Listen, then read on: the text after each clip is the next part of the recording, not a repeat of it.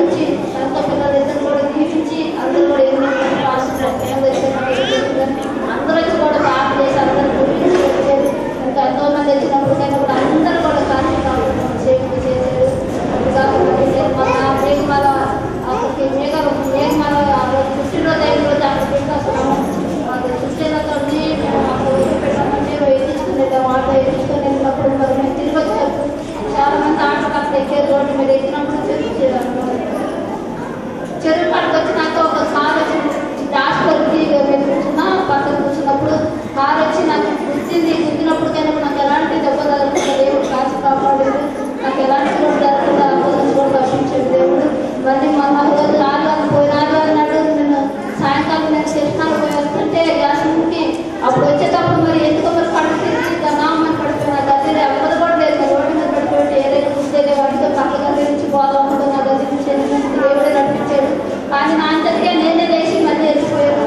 ఎలాంటి దెబ్బ జరగకుండా కూడా ఈ సంవత్సరం అంతా కాపాడి మాకు ఎన్ని ఆపద వచ్చిన కష్టాలు వచ్చినాయి ఇబ్బందులు వచ్చినా రోగాలు వచ్చినప్పటికైనా అన్నింటి కూడా ఇప్పించిన ఎంత శుద్ధించినా ఎంత కనపరిచినంత మహిళ ఎంత సేవించినంత పూజించినా కూడా ఆయన రుణం తీర్చుకోలేదు. కానీ ఆయన ఎన్నో మేలు ఎంతో మించిన మేలు ఆయన సహాయం చేసింది. ఆయన చేసిన మేలు బట్టి ఆయన చేసిన ఉపకారం బట్టి ఆయన కోటి సూత్రాలు చేయించినట్టుగా ఈ చిన్న సాక్షి దేవుడు దీవించుగా. ఈ సమయంలో ఈశ్వర్ వాళ్ళ అల్లుడు వెహికల్ మీద వస్తుంటే ఒక చిన్న పాపకి డాష్ ఇవ్వడం వల్ల ఇలా రాగారు. బాగుంది మన వాళ్ళు వెళ్ళారు. వెయిట్ చేయండి, అక్కడ ఎటువంటి డిస్టర్బెన్స్ కలగకుండా బాబు విషయానికి వచ్చినట్టుగా. ఇది వచ్చిన శోధన ఏమి కాదు. ప్రార్థించేద్దాం. కళ్ళు మూసుకొని చిన్న ప్రార్థించేద్దాం. మా పాపకి కాకుండా బాబు విషయాన్ని కలుగుతున్నట్టుగా. ఎస్ఐని స్తోత్రం తండ్రి, ఆ బాబు మీరు జ్ఞాపకం చేసుకోండి. గొప్ప అద్భుతం చేయడం కలగదు. మీ క్రిస్మస్ వేడుక ప్రపంచానికి పండుగ ఆ కుమారుడు ఎలాంటి డిస్టర్బెన్స్ కలగకుండా క్షేమంగా వారితో వచ్చేటకు మీరు గొప్ప దయచేయండి. ఏ పాపకి దెబ్బలు తగిలి పాప సంపర్శ దయచేయండి. ఎవరైతే వ్యక్తులు ఆకారు వారు కూడా మిత్ర మనసు ఇవ్వని అక్కడ ఈరోజు ఆదరణ ఉండాలని ప్రార్థిస్తున్నాను. ఒక దయచేయండి.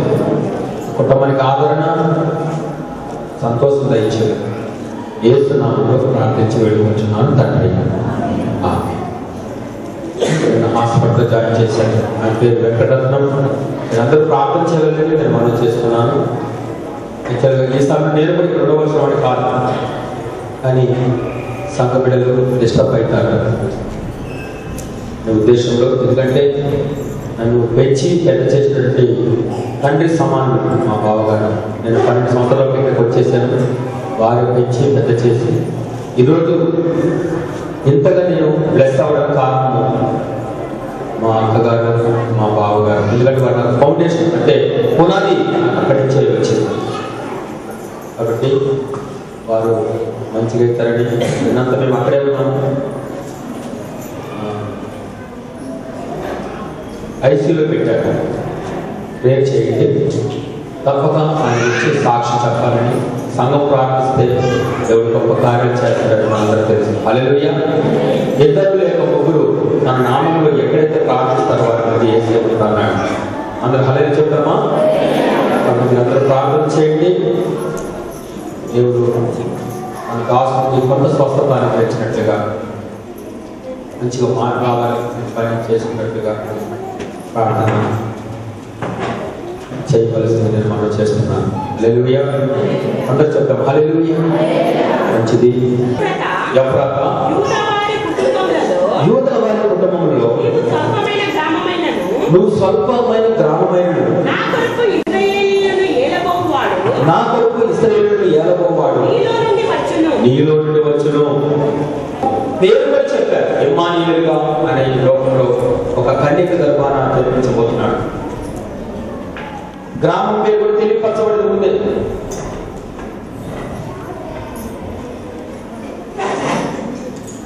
కాబట్టి ఈయన దేవాది దేవుడని రుజువు మనకి. ఎవరైనా పుట్టిన తర్వాత పేరు పెడతారు, కానీ యేసయ్యకి ముందుగా పేరు పెట్టబడింది. ఎందుకంటే లోక రక్షకుడు కాబట్టి. కాబట్టి క్రీస్తు ఎక్కడ జన్మిస్తాడని మనం లేఖనాలు చూస్తే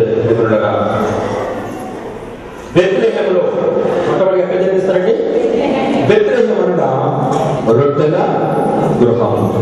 ఇంకొక మీనింగ్ ఉంది, వాక్యము. ఏ వ్యక్తి అయితే వాక్యానుసారంగా జీవిస్తాడో, ఏ వ్యక్తి అయితే వాక్యంలో నడుస్తాడో, ఏ వ్యక్తి అయితే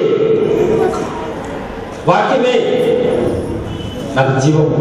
ఒక భక్తుడు పాడతాడు, నీ వాక్యమే నన్ను బ్రతికించెను,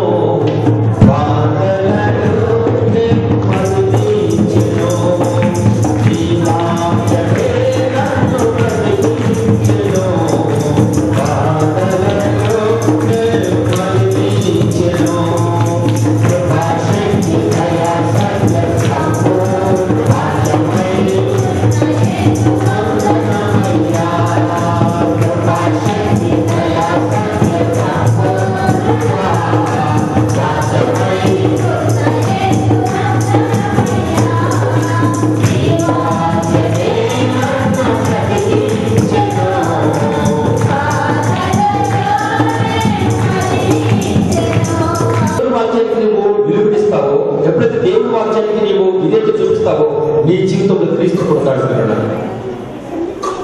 క్రీస్తు ఎక్కడ జన్మిస్తే అక్కడ సంతోషం ఉంటుంది, క్రీస్తు ఎక్కడ జన్మిస్తే అక్కడ నెమ్మది, ఆశీర్వాదం ఉంటుంది. కాబట్టి యేసు లేని క్రిస్మస్ అది క్రిస్మస్ కాదు. ఒకళ్ళు స్టార్ కట్టుకోవచ్చు, క్రిస్మస్ ట్రీ పెట్టుకోవచ్చు, పెద్దగా కొత్త బట్టలు కొనుక్కోవచ్చు, పిన్నట్లు చేసుకోవచ్చు, దాని తర్వాత చేస్తుండొచ్చు. ఈరోజు వాటన్నిటికీ ముఖ్యంగా క్రిస్మస్ తార నీలో వెలగాలి. ఎన్ని రోజులైంది యేసయ్య నువ్వు ప్రార్థించి, ఎన్ని రోజులైంది చర్చకొచ్చి, ఎన్ని రోజులైంది దేవుని వాక్యాన్ని విని యేసయ్య ఇంకా దుఃఖ పెడుతున్నావా? ప్రియ సహోదరి సహోదరుడా, క్రిస్మస్ అంటే క్రీస్తుని ఆరాధించుట, క్రీస్తుని స్తుతించుట, క్రీస్తుని మహిమపరచుట. హల్లెలూయా, హల్లెలూయా. లోకానుసారంగా క్రిస్మస్ అంటే డెకరేషన్ చేసుకుంటారు, స్టార్లు పెడతారు, వివరణగా చాలా మరి చేస్తూ ఉంటారు, ఆడంబరాలుగా సంబరాలుగా. కానీ నిజమైన క్రైస్తవ బిడ్డకి ఏం తెలుసండి, ఎప్పుడైతే నువ్వు మారు మనసు పొందుతావో, ఎప్పుడైతే క్రీస్తుని జీవితంలో స్నానమిస్తావో, ఎప్పుడైతే నీటి బాప్తిసం తీసుకుంటావో అదే నిజమైన క్రిస్మస్. అంతేగాని ఈ సంబరాలు కాదు. ఈ క్రిస్మస్ వెళ్ళిపోతుంది ఈరోజు. మరి రేపు సంగతి ఇదేంటి? రేపేంటి? ఎక్కడికి వెళ్తావు నిద్రిస్తే? దేవుడు రాకల్లో వస్తానని పలుమార్లు వాక్యంలో రాయబడింది. నేను వస్తున్నాను, నేను ఆవిడ బయలుదేరాను. ఎక్కడ ఉంటున్నావు? నీవు ఆదివారం ఎక్కడ ఉంటున్నావు? నీ జీవితంలో 52 వారాలు గడిచినాయి. ఇంకా వారం బ్రతుకుంటే 2011కి వెళ్తాం. ఒక దేవుడు రాకి రోజు వస్తే పర్వ ప్రజలకు వెళ్తాం, లేకపోతే నరకానికి వెళ్తాం. 2 టేస్ట్ ఉన్నాయి మనం. ఈ క్రిస్మస్ కి ఎవరైనా రావచ్చు, అక్కడికి మాత్రం యేసయ్య దగ్గర క్రిస్మస్ వేడుకుంది, గొర్రెల మహోత్సవం, అక్కడ పరిశుద్ధులు మాత్రమే వెళ్తారు. హల్లెలూయా. నువ్వు పరిశుద్ధులుగా ఉంటే, నీతిమంతులుగా ఉంటే, క్రీస్తు రక్తంలో కనబడితే నీకు ఖచ్చితంగా అక్కడ క్రిస్మస్ చేసుకునే అవకాశం ఉంది. 1000 ఏళ్ళు పరిపాలన చేసే అవకాశం ఉంది అక్కడ. లేకుంటే ఇక్కడ క్రిస్మస్ చేసుకోవచ్చు, నువ్వు కొత్త బట్టలు వేసుకోవచ్చు. కానీ నువ్వు నిద్రిస్తే నరకంలోకి వెళ్తావు, 1000 ఏళ్ళు పాల్గొంటావు, అగ్ని ఆరకము, పొరుగుచావు. ఎంతకాలం లోకాన్ని అంటిపెట్టుకుని జీవిస్తున్నాం? ఎంతకాలము ఈ పాప మాలిన్యంతో ఇంకా నాకు కావాలి లోకం అనుకుంటున్నాం? నేను చాలాసార్లు హాస్పిటల్కి వెళ్ళకుండా చాలా బాధపడుతున్నాను. ఎంత నేను వీళ్ళ దగ్గర చాలాసేపు అనుకున్నాను. అసలు చూస్తుంటే ఎంతో సమస్య. ఒక మనిషి జీవించి ఆరోగ్యం ఉన్నంత వరకే మనిషి విలువ. ఆరోగ్యం లేకపోతే ఎవరు రారు. కన్న కొడుకు కానివ్వండి, భార్య కానీ, బిడ్డలు కానీ, కొంతవరకే ప్రేమ. ఇంకొక తెలుసు, ఆ వ్యక్తి దగ్గర డబ్బు ఉంటే నేను ప్రేమిస్తారు. ఆ వ్యక్తి దగ్గర డబ్బు లేకపోతే వదిలిపెట్టి వెళ్ళిపోతారు హాస్పిటల్లో. అది లోకంలో ప్రేమ. అందుకు ఒక భక్తుడు పాడతాడు, ఈ ధరణిలోని ప్రేమలన్నీయు స్థిరము కావు, కలిగిపోవును, క్రీస్తు యేసు కరుణని ప్రేమ.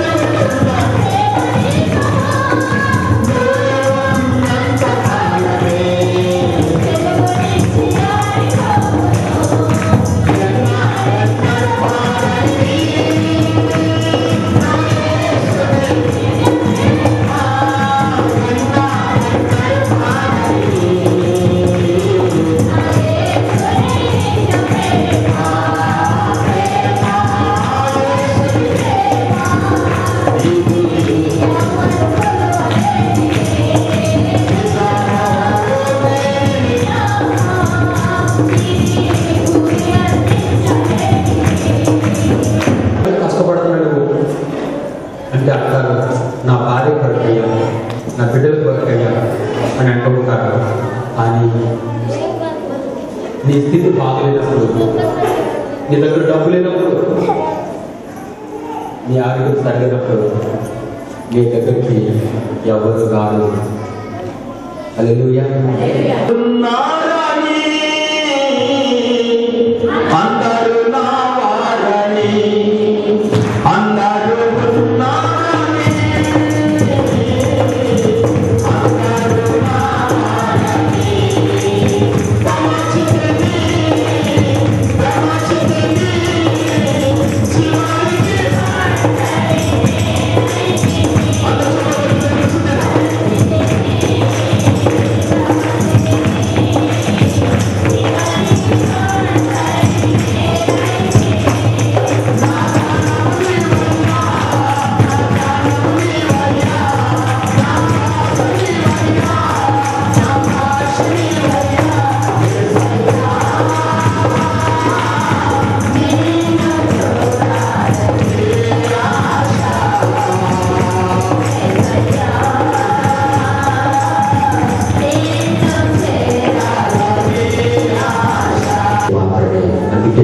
పశువుడు పాపం జన్మించాడు 2011 సంవత్సరాల క్రితం. హల్లెలూయా, హల్లెలూయా. తనెందుకు దరిద్రంగా జన్మించాడంటే కొత్తుగుడ్డలు కూడా లేకుండా నిన్ను ధనవంతులు చేయడానికి. ఈరోజు చక్కని బట్టలు కట్టుకుని వచ్చాం, ఆ రోజు వేసే కప్పటికి కొత్తుగుడ్డలు లేవు. ఎందుకు తెలుసా? నా బిడ్డలు మంచిగా బట్టలు కట్టుకోవాలి. మీరు గమనించారు, పెళ్లిలో చాలా మంది బిడ్డలకి బట్టలు తీస్తారు కానీ వారు కొనుక్కోరు. అవునా కదండి? అవునా కాదు? చాలా మందిని గమనిస్తుంటారు, పిల్లలకి అందరికీ తీస్తారు, పక్కింటి వారి వాళ్ళకి, కానీ వాళ్ళు తెచ్చుకోరు. ఎందుకు తెచ్చుకోరంటే నా బిడ్డలు కట్టుకుంటే మేము కట్టుకున్నట్టే అంటారు. హల్లెలూయా. ఇంకొక పెళ్లిలో కనిపించడు, ఆ వంటలు చేసుకుంటారు, అక్కడికి తలంతా చింపుడుగా పెట్టుకుని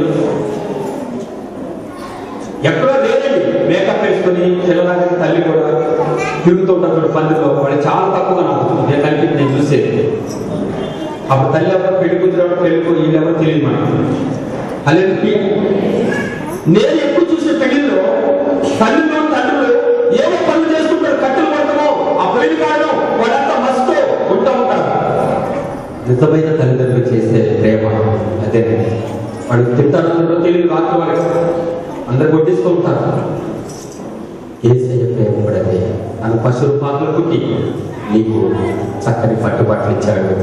ఏసైతే వినిపిస్తున్నావు అని నేనేమి కోరుకోలేదు. నీ హృదయం ఇస్తే చాలా. క్రిస్మస్ తారా ఇంటి కట్టుకున్నావు కాదు, నీ హృదయంలో కట్టుకోయేసుకుని. హల్లెలూయా. మీరు కట్టుకున్న స్టార్ పసుపు తీసేస్తారు కొంతమంది, నల్లగా అయిపోతూ ఉంటుంది. హల్లెలూయా. కానీ నీలో ఉన్న తార, యేసు అనే తార, వధించిన ఆ తార నీతో తెలియక కూడా ఉంటుంది. హల్లెలూయా, హల్లెలూయా, హల్లెలూయా. యేసు క్రీస్తు పుట్టెను బెత్లెహేమునందున. యేసు క్రీస్తు